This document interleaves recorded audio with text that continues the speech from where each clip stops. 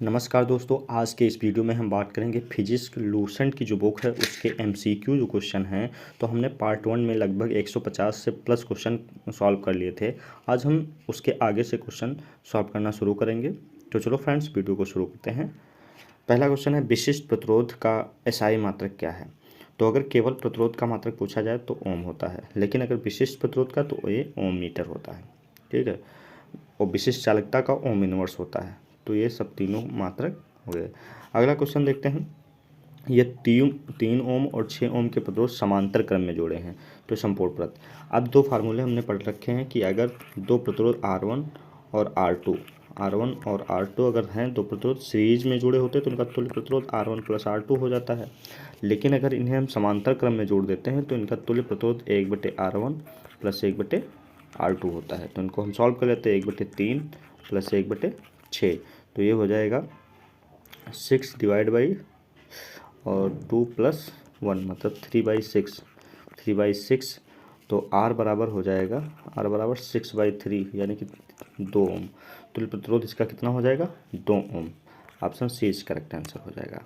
अगला क्वेश्चन देख लेते हैं। एक शुष्क सेल में कौन सी ऊर्जा होती है। तो सेल में हमेशा याद रखिए रासायनिक ऊर्जा होती है।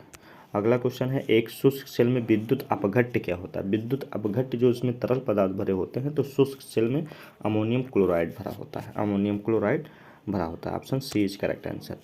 एक कार की बैटरी में प्रयुक्त विद्युत अपघट्य, कार की जो बैटरी है उसमें विद्युत अपघट्य कौन सा भरा होता है। तो उसमें ये लिक्विड वाली फॉर्म में होती है, तो इसमें सल्फ्यूरिक एसिड भरा होता है। Option B is correct answer होता है, सल्फ्यूरिक एसिड। अगले क्वेश्चन की अगर हम बात करते हैं तो ये है, एक वोल्टी सेल का आविष्कार किसने किया था। वोल्टी सेल का आविष्कार एलिजांड्रो वोल्टा ने किया था। Option C is correct answer. अगला क्वेश्चन है, सूक्ष्म सेल है, सूक्ष्म सेल प्राथमिक सेल है द्वितीयक। तो ये है प्राथमिक सेल, सूक्ष्म सेल प्राथमिक सेल होता है। द्वितीय, लोहे के ऊपर जिंक की परत चढ़ाने को क्या कहते हैं। तो इसको पता है, कौन सी प्रक्रिया कहते हैं, गैल्वेनाइजेशन कहते हैं, जिसके कारण इससे रस्टिंग से बचाया जाता है लोहे को, इसलिए उसके ऊपर जिंक की परत को चढ़ाया जाता है। अगला क्वेश्चन है, वैद्युत अपघट्य संबंधी नियम किसने दिया था। वैद्युत अपघट्य संबंधी नियम, तो ये नियम वैद्युत अपघट्य संबंधी फैराडे ने दिया था। Option B is correct answer, Faraday ने दिया था। अगला क्वेश्चन है, विद्युत फ्यूज में इस्तेमाल किए जाने वाले मिश्र धातु। अब जो विद्युत फ्यूज बनाए जाते हैं उनकी मतलब क्वालिटी कैसी होनी चाहिए। तो उनके लिए निम्न विशिष्ट प्रतिरोध होना चाहिए, निम्न विशिष्ट प्रतिरोध होना चाहिए और निम्न ही गलनांक होना चाहिए। दोनों चीज़ें क्या होनी चाहिए, निम्न, तभी ये अच्छा काम करेगा। तो इसमें option C is correct answer, निम्न विशिष्ट प्रतिरोध एवं निम्न गलनांक होना चाहिए। अगला क्वेश्चन है, आमतौर पर सुरक्षा फ्यूज लगाने में प्रयोग होने वाली तार किस पदार्थ से बनी है। मतलब जो फ्यूज के लिए बनाया जाता है उस किससे बना, तो एक टिन और शीशे के मिश्र धातु से बनी होती है, शीशे और टिन धातु मिश्र धातु से बनी होती है। अगला क्वेश्चन है, बिजली के बल्ब का फिलामेंट किस तत्व से बना होता है। बिजली के बल्ब का फिलामेंट, बिजली के बल्ब पता है टंगस्टन का बना होता है, क्योंकि इसका गलनांक हाई होता है। ठीक, गलनांक इसका क्या होता है, हाई होता है, इसलिए किससे बना होता है, टंगस्टन का बना होता है। अगला क्वेश्चन है, विद्युत हीटर का एलिमेंट किसके बना होता है।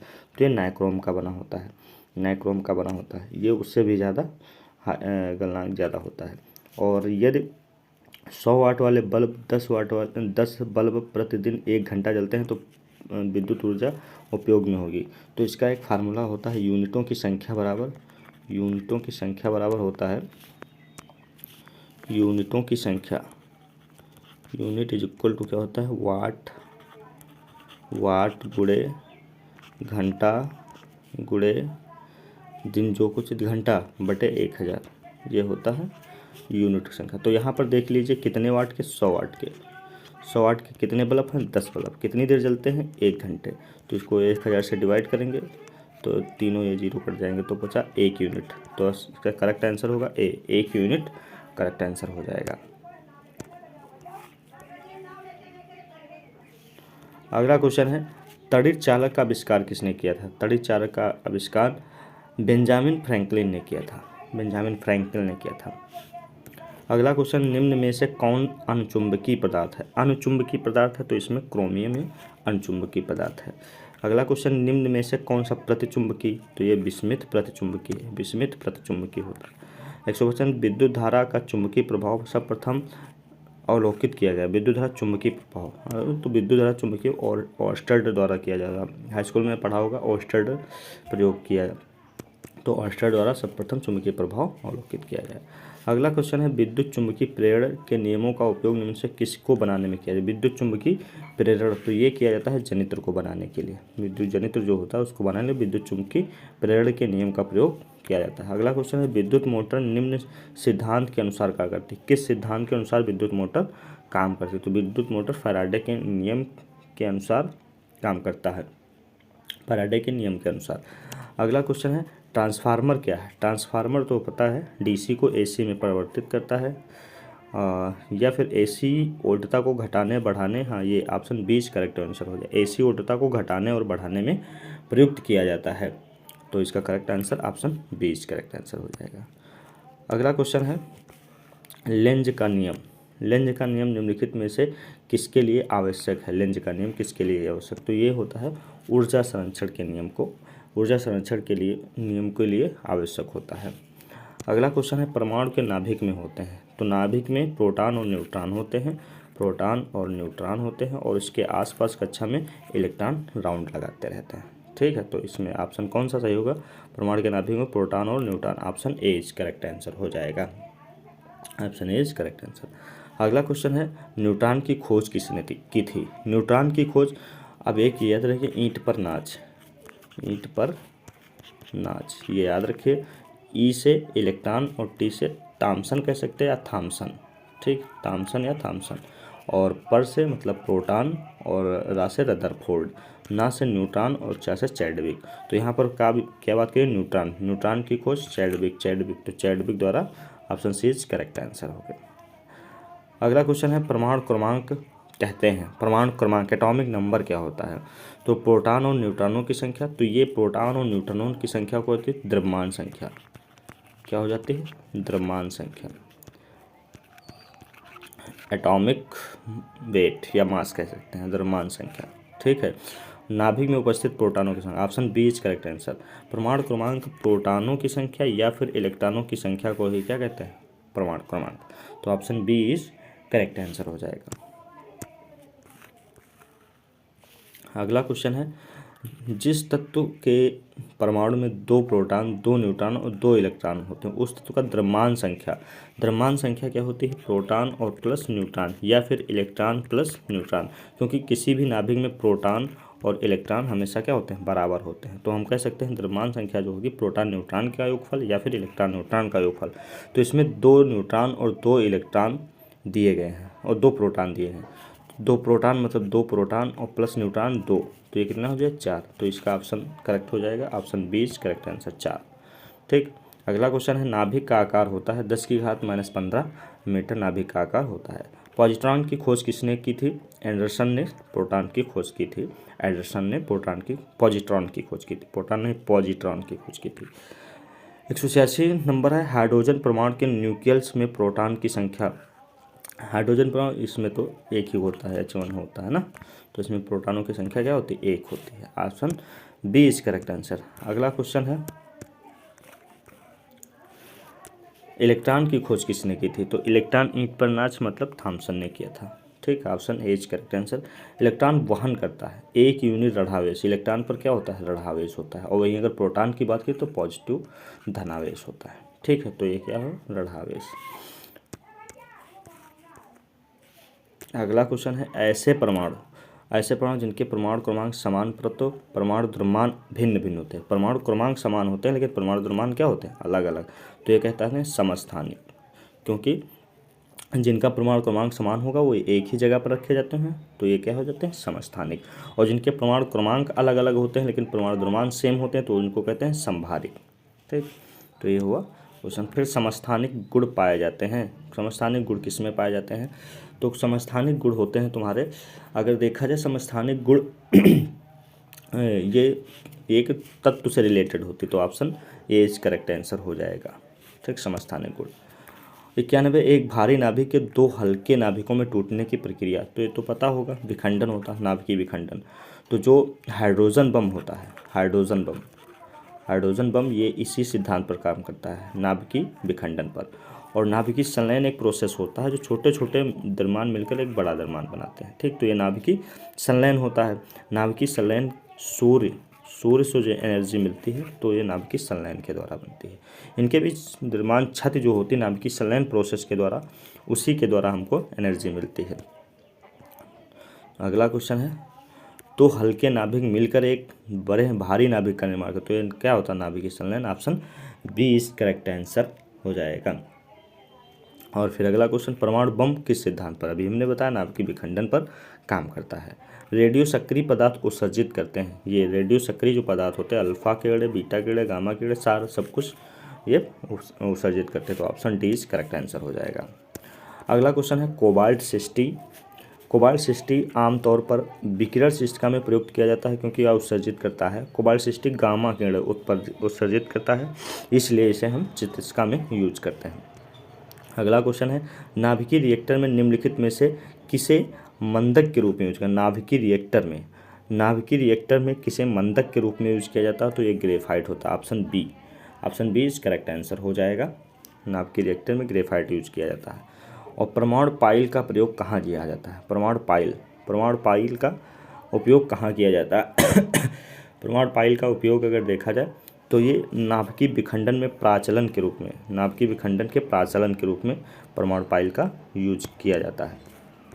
अगला क्वेश्चन है, क्यूरी किसकी इकाई है? क्यूरी तो ये तो पता है रेडियो धर्मिता की इकाई है। मैडम क्यूरी थी, उन्होंने खोज की थी, उन्हीं के नाम पर रेडियो धर्मिता की यूनिट क्या बताई गई? ये क्यूरी। अगला क्वेश्चन है, नाभिकीय रिएक्टरों में ऊर्जा उत्पन्न होती है। नाभिकीय रिएक्टर में जो है ऊर्जा किस तरीके से उत्पन्न होती है? तो ऑप्शन नियंत्रित संलयन द्वारा, अनियंत्रित संलयन, तो नाभिकीय रिएक्टर में नियंत्रित विखंडन होता है।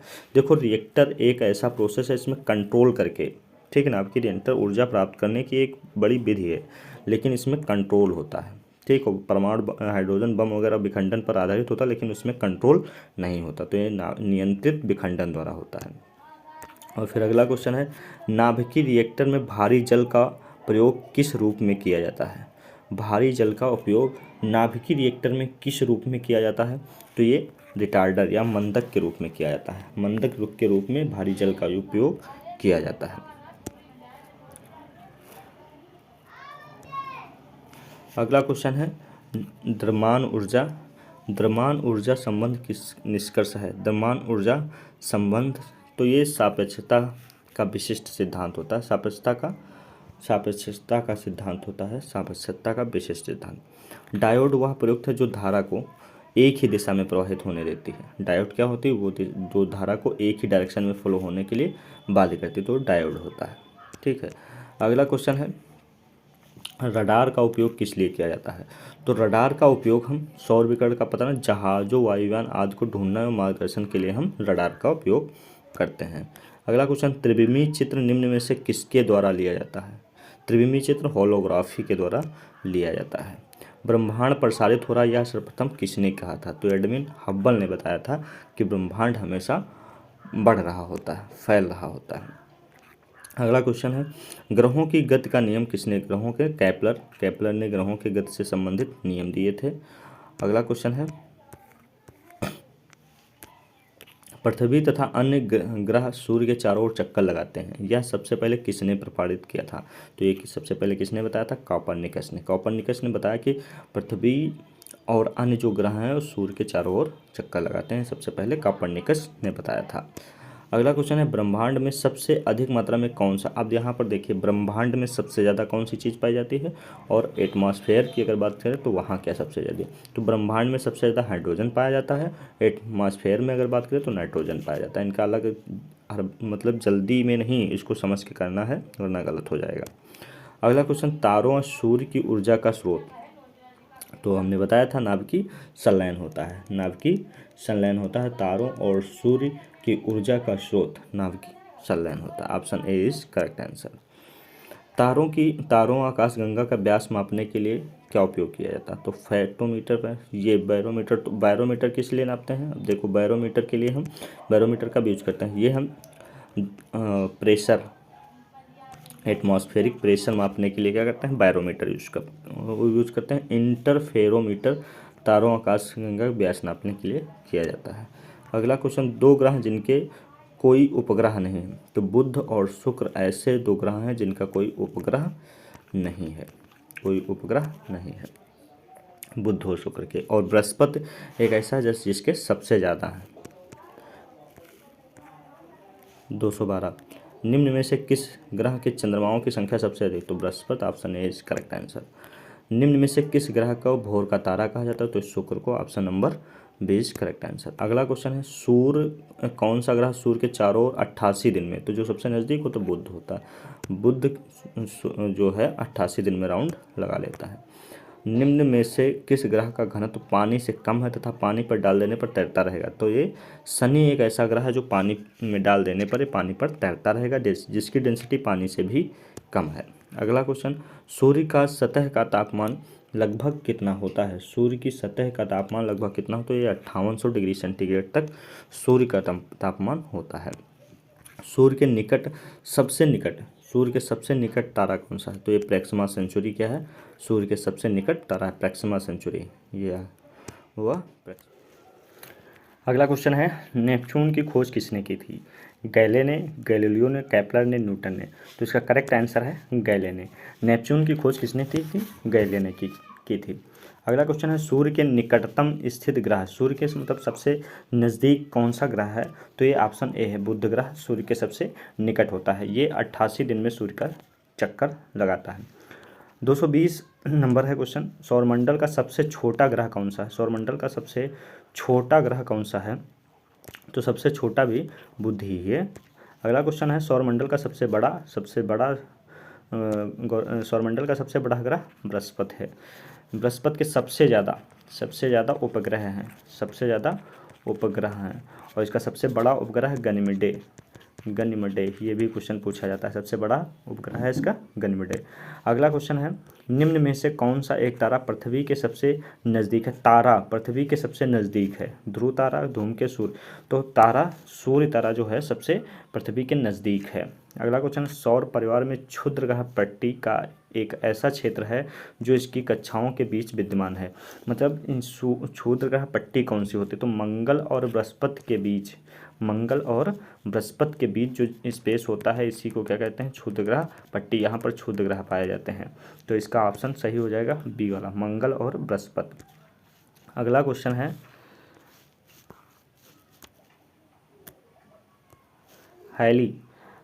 है, हैली धूमकेतु सूर्य की परिक्रमा करता है लगभग, तो ये हैली धूमकेतु जो है सूर्य की परिक्रमा लगभग 76 वर्ष में करता है, 76 वर्ष में, इसका correct answer option D B. मनुष्य ने पहली बार किस वर्ष चांद पर कदम रखा था, तो ये हो जाएगा 1969 ईस्वी में, इसका सी ऑप्शन करेक्ट होगा, 1969 ईस्वी में, 1969 ईस्वी में करेक्ट आंसर सी।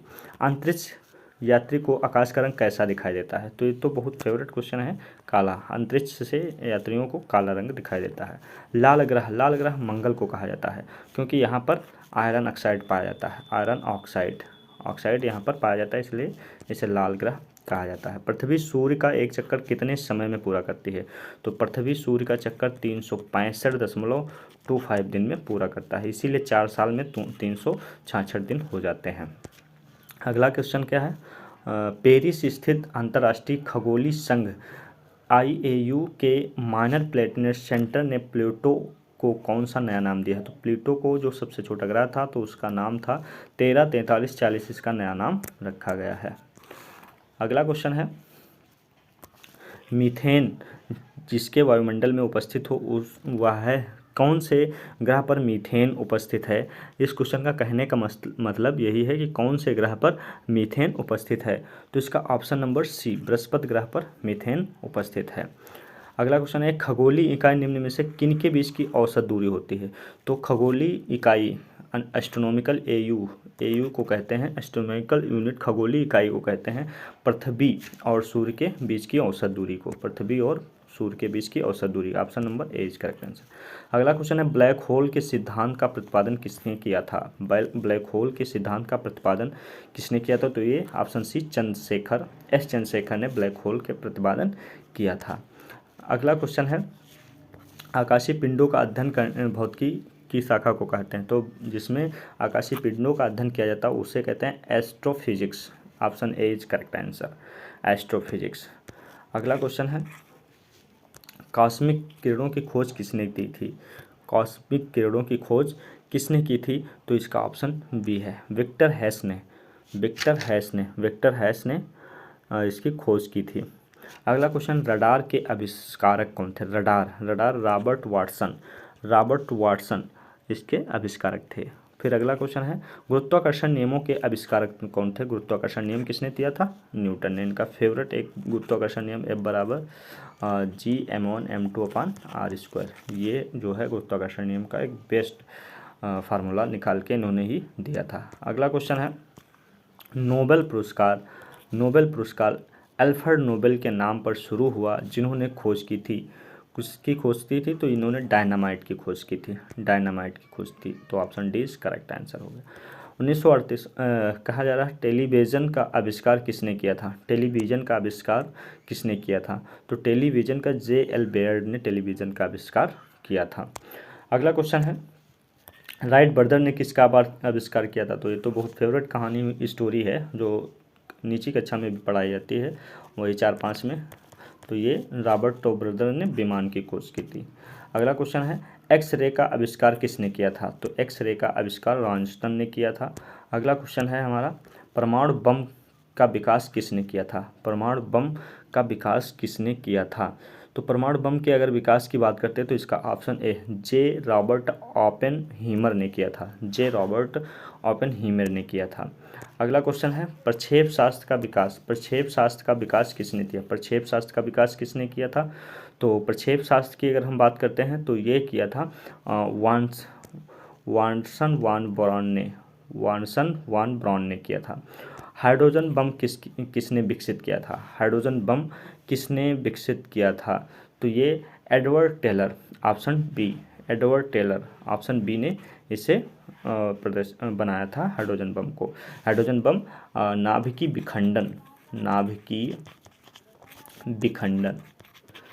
विखंडन पर काम करता है, और जबकि सूर्य किस पर काम करता है? सूर्य के द्वारा नाभिकीय संलयन के द्वारा हमें एनर्जी मिलती है। अगला क्वेश्चन है, इलेक्ट्रॉन सूक्ष्मदर्शी का आविष्कार किसने किया था? तो इलेक्ट्रॉन सूक्ष्मदर्शी का आविष्कार किसने किया था? तो इसका करेक्ट आंसर है नोल रुस्का ने। ए ऑप्शन करेक्ट आंसर होगा। अगला क्वेश्चन है, स्कूटर के आविष्कार किसने किया था?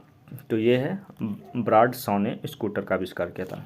सापेक्ष आर्द्रता रिलेटिव ह्यूमिडिटी मापने किसके द्वारा नापी जाती है? तो ये हाइग्रोमीटर के द्वारा नापी जाती है। Option B is correct answer, hygrometer के द्वारा।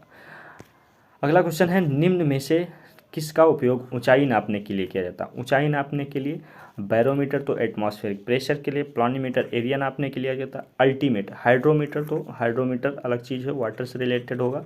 ये अल्टीमीटर है, ऊंचाई नापने के काम आता है। Option C is correct answer. अगला क्वेश्चन है, सूर्य की किरणें की तीव्रता मापने वाले उपकरण को क्या कहते हैं? सूर्य की किरणों की तीव्रता नापने के लिए किसका उपयोग किया जाता है? तो ये हो जाएगा तुम्हारा ऑप्शन सी, एक्टिनोमीटर के द्वारा सूर्य की किरणों की तीव्रता मापी जाती है।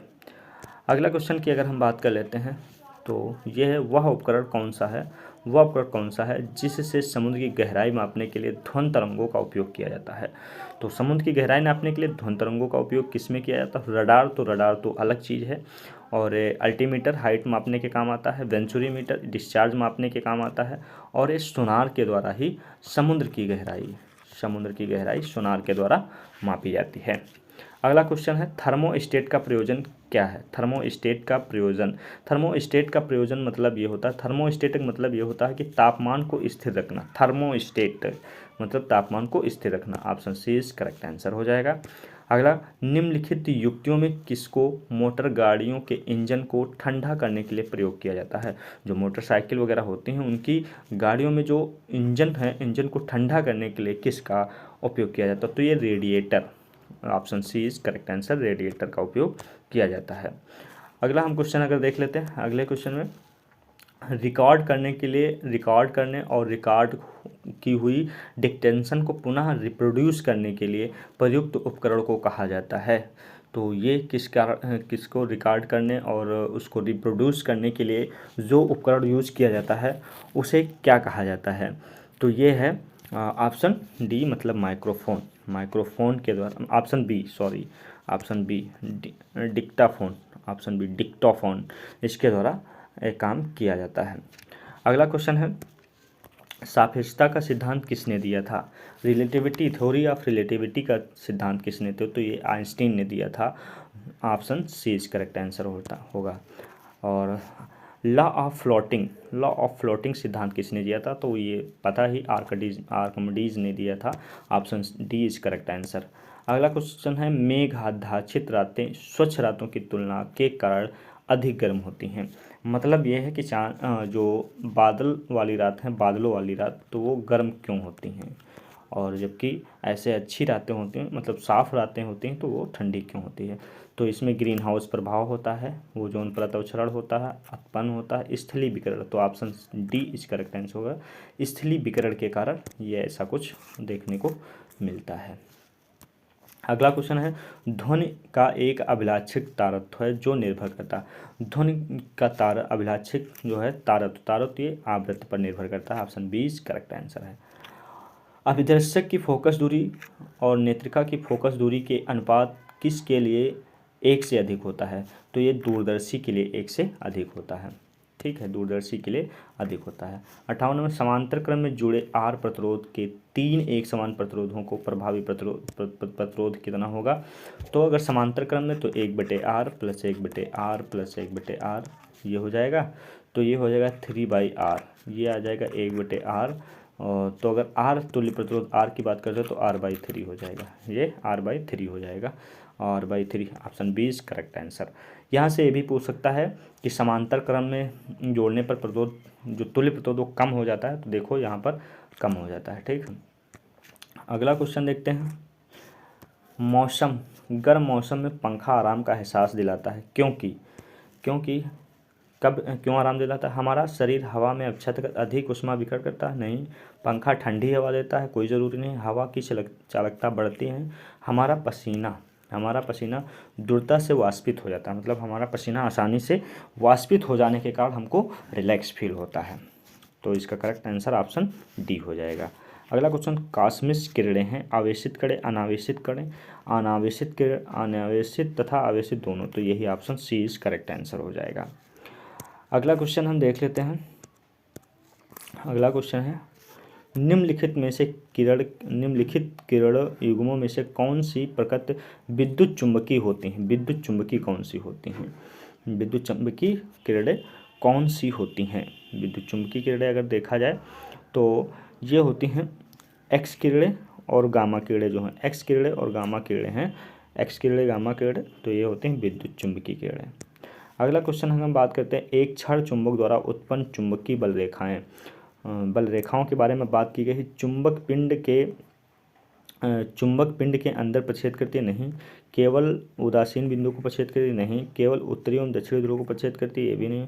बिल्कुल प्रतिच्छेद नहीं करती। हाँ, ऑप्शन डी, मतलब चुंबकीय बल रेखाएं क्या करती हैं, नॉर्थ से साउथ में ऐसा चुंबक अगर है तो ये नॉर्थ NS है, नॉर्थ से साउथ है, तो ये इधर से ऐसे एंट्री करेंगी, इधर से इधर एंट्री करेंगी, और ये कभी भी ये मतलब एक दूसरे को इंटरसेक्ट नहीं कर सकती हैं। अगला क्वेश्चन देख लेते हैं। एक चालक तार का विशिष्ट प्रतिरोध किन पर निर्भर करता है? तार की लंबाई। विशिष्ट प्रतिरोध है मटेरियल की प्रॉपर्टी है, ये याद रखना। विशिष्ट प्रतिरोध मटेरियल जैसे डेंसिटी होती है उसी प्रकार विशिष्ट प्रतिरोध होता है, ये मटेरियल की प्रॉपर्टी होती है, तो लंबाई पर और अनुप्रस्थ काट के क्षेत्र पर निर्भर नहीं करेगा। तार की लंबाई पर एवं तार के अनुप्रस्थ क्षेत्र पर, किंतु तार के पदार्थ पर नहीं, ये भी गलत है। केवल तार के पदार्थ पर, हाँ ये, लेकिन ना तो तार की लंबाई पर और ना ही तार के अनुप्रस्थ, तो option C is correct answer हो जाएगा, केवल तार के पदार्थ पर निर्भर करेगा। अगला क्वेश्चन है, जब एक्स किरणें उत्पादित होती हैं तो लक्ष्य पर ऊष्मा उत्पन्न होती है और लक्ष्य पर ऊष्मा अवशोषित होती है। तो ये वाला लक्ष्य पर ऊष्मा अवशोषित होती है, स्थिर रहती है, या फिर लक्ष्य पर चमकीला प्रकाश देखा जाता है, तो ये ऑप्शन सी होगा, लक्ष्य पर ताप स्थिर रहता है, लक्ष्य पर ताप स्थिर रहता है। Option C is correct answer. अगला क्वेश्चन है, निम्नलिखित कथनों में से कौन सी एक सही नहीं है? निम्नलिखित में से कौन सा एक सही नहीं? मुक्तता निलंबित चुंबक के अक्ष से जाते एक ऊर्ध्वाधर तल को चुंबकीय अवमोत्तर कहते हैं। पृथ्वी के घूर्णन अक्ष से जाते ऊर्ध्वाधर को भौगोलिक अवमोत्तर। जिस मात्रा में चुंबकीय क्षेत्र एक माध्यम का वेधन करता है वह माध्यम आपेक्षिक परमता कहलाता है। आपेक्षिक परमता एक बीमार रहित राशियां नहीं होती। तो ये सारे कथन सही हैं, केवल ऑप्शन डी इज करेक्ट है। डी मतलब इनकरेक्ट है। तो पारगम्यता बीमा रहित राशि होती है, इसमें दिया है नहीं होती है, तो होती है। पारगम्यता जो है बीमा रहित राशि होती है, तो इसलिए इस क्वेश्चन के ऑप्शन अगर देखा जाए तो option D is correct answer होगा। अगला क्वेश्चन है, एक अवतल दर्पण वक्रता केंद्र पर रखे वस्तु का प्रतिबिंब कहाँ बनाए? अवतल दर्पण वक्रता केंद्र पर अगर रखा है तो वहीं वक्रता केंद्र पर ही बनाएगा और सेम साइज का बनाएगा, उल्टा बनाएगा और वास्तविक बनाएगा। तो ऑप्शन सी करेक्ट आंसर हो जाएगा। फिर एक समतल दर्पण की वक्रता त्रिज्या होती है, समतल दर्पण की वक्रता त्रिज्या अनंत होती है। जल से भरे एक बीकर में एक सिक्के का ऊपर उठना प्रतीत होता है, किसके कारण होता है? ये होता है प्रकाश के अपवर्तन के कारण। Option D B is correct answer. अगला क्वेश्चन है, प्रकाश की एक किरण एक पारदर्शी ग्लास प्लेट पर गिरती है। इसका एक अंश परावर्तित और एक अंश अपवर्तित हो जाता है और परावर्तित एवं अपवर्तित किरण आपस में लंबवत होती हैं। ये क्वेश्चन थोड़ा पढ़िएगा फिर से, देखते हैं। एक प्रकाश की किरण एक पारदर्शी ग्लास के प्लेट पर गिरती हैं। इसका एक अंश परावर्तित और एक अंश अपरिवर्तित हो जाता है। परावर्तित एवं अपवर्तित किरणें आपस में लंबवत होंगी कैसे? 90 डिग्री आपतन कोण के लिए, शून्य आपतन कोण के लिए, केवल आपतन कोण के लिए, केवल एक आपतन कोण, एक से अधिक आपतन कोण के लिए। तो इसका करेक्ट आंसर अगर देखा जाए, इसका करेक्ट आंसर तो ऑप्शन सी केवल एक आपतन कोण के लिए ऐसी कंडीशन होगी कि ये लंबवत होंगी। तो option C is correct answer हो जाएगा। अगला क्वेश्चन है, एक सांवली त्वचा का व्यक्ति एक गोरी त्वचा के व्यक्ति की तुलना में कम गर्मी तथा कम सर्दी अनुभव करेगा।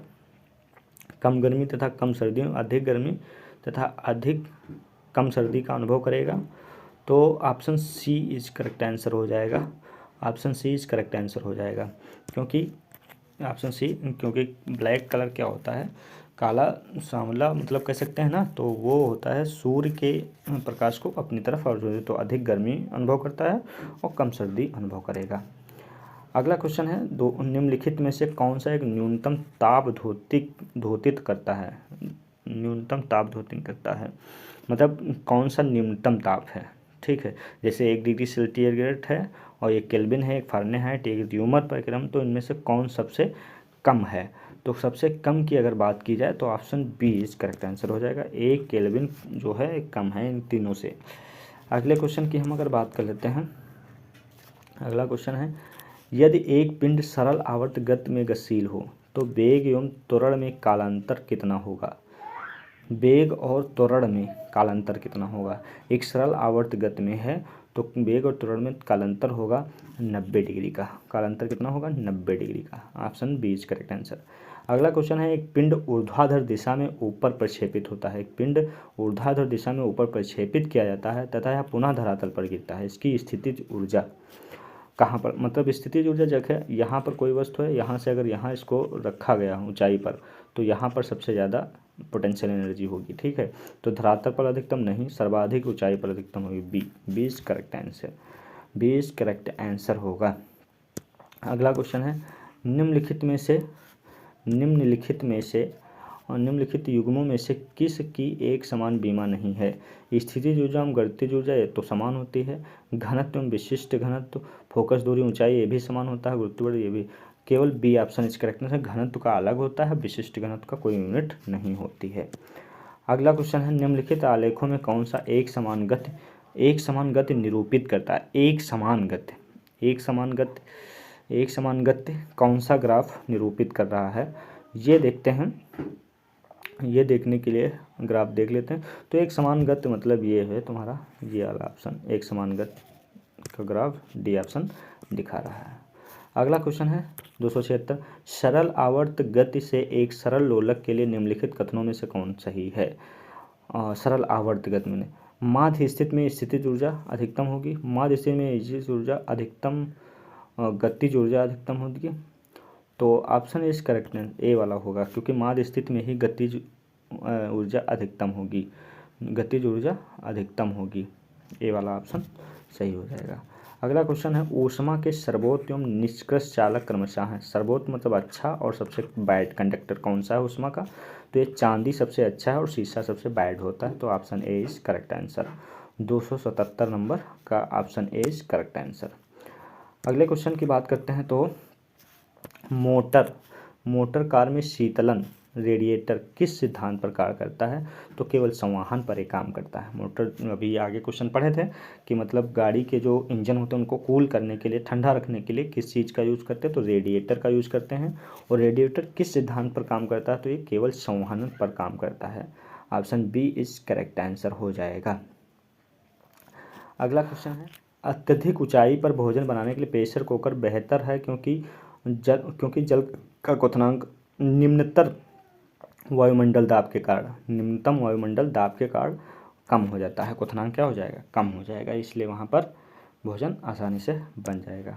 अगला क्वेश्चन है सौर प्रकाश में सर्वाधिक सामान्य प्रकार की विकिरण ऊर्जा मनुष्यों की त्वचा को धूप तरमता का कारण क्या कहलाता है, तो ये पराबैंगनी विकिरण होगा। Option A is correct answer. निकट दृष्टि निम्नलिखित कथनों पर विचार कीजिए। निकट दृष्टि वाला व्यक्ति दूरस्थ वस्तुओं को सूक्ष्मता से स्पष्ट देख सकता है, गलत। दूरदृष्टि वाला व्यक्ति दूर वस्तुओं को स्पष्ट देख सकता है, स्पष्ट नहीं देख सकता है, तो ये भी गलत, देख सकता है। जरा दूरदृष्टि वाला व्यक्ति निकट वस्तुओं को बिना संशोधित चश्मे देख, गलत। तो आगे हम देख लेते हैं, आगे है ये उपयुक्त कथनों में से कौन से सही है, उपयुक्त कथनों में से कौन सा सही नहीं है, तो ये कौनों में सही है ना, कोई सही नहीं है। तो 1 2 3 option A is correct answer, एक करेक्ट आंसर, कोई भी नहीं सही है। अगला क्वेश्चन है निम्नलिखित कथनों पर विचार कीजिए। साफ आसमान दृश्य प्रकाश के नीले तरंगदैर्घ्य के अल्प प्रकीर्णन के कारण नीला दिखाई देता है, और वायुमंडल में प्रकाश का रक्त भाग नीले प्रकाश की अपेक्षा अधिक प्रकीर्णन करता है। वायुमंडल की अनुपस्थिति में प्रकाश का प्रकीर्णन नहीं होगा और आकाश काला दिखाई देगा। तो इसका करेक्ट आंसर हो जाएगा तुम्हारा ऑप्शन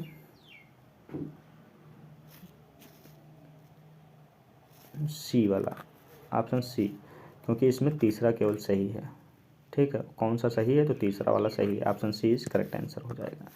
ठीक है, अगला क्वेश्चन है जब हम किसी शेविंग ब्रश को पानी से बाहर निकालते हैं तब उसके बाल आपस में किस कारण चिपक जाते हैं, तो बाल आपस में चिपकने का कारण है पृष्ठ तनाव। Option B is correct answer है। सरल आवर्त गति कर रहे कण पर कार्यशील बल, जो सरल आवर्त गति होता है उस पर कौन सा बल काम करता है, ये पूछ रहा है।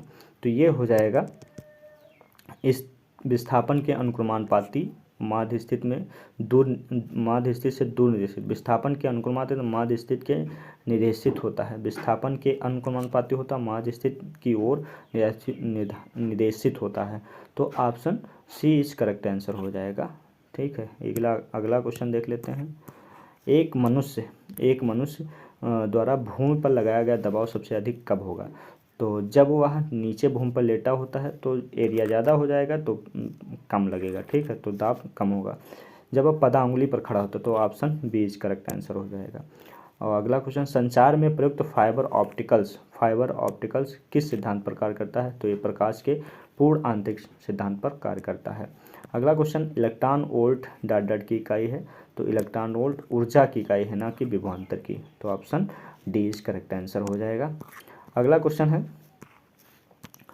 निम्न में से किसकी बीमा रैखिक संवेग बीमा के समान है, किसकी बीमा रैखिक संवेग बीमा के समान है? तो आवेग की बीमा रैखिक संवेग बीमा के समान होती है। अगला क्वेश्चन है उत्प्लावकता क्या है? ऊर्ध्वमुखी दाब है, दाब नहीं, ये फोर्स होता है। तो अधोमुखी ने ऊर्ध्वामुखी बल होता है। Option C is correct answer होता है। और 290 विद्युत धारा उत्पन्न करने के लिए प्रयुक्त साधन क्या है? विद्युत धारा उत्पन्न के लिए तो जनरेटर होता है, जनित्र। बालू पर किसी मानव शरीर द्वारा लगने वाला दाब क्या होता है? तो लेटे होने की तुलना में खड़े होने की स्थिति में अधिक होता है। Option C is correct answer हो जाएगा। तो दोस्तों इस प्रकार हमने देख लिया लगभग 300 क्वेश्चन फिजिक्स के इम्पोर्टेंट PYQ सॉल्व कर लिए हैं। ये मेरा दूसरा पार्ट था। इस प्रकार से अब हम केमिस्ट्री के भी क्वेश्चन सॉल्व करेंगे। तो मिलते हैं नेक्स्ट वीडियो में। और अगर वीडियो अच्छा लगा हो तो प्लीज़ वीडियो को लाइक और शेयर करें और हमारे चैनल को सब्सक्राइब करें।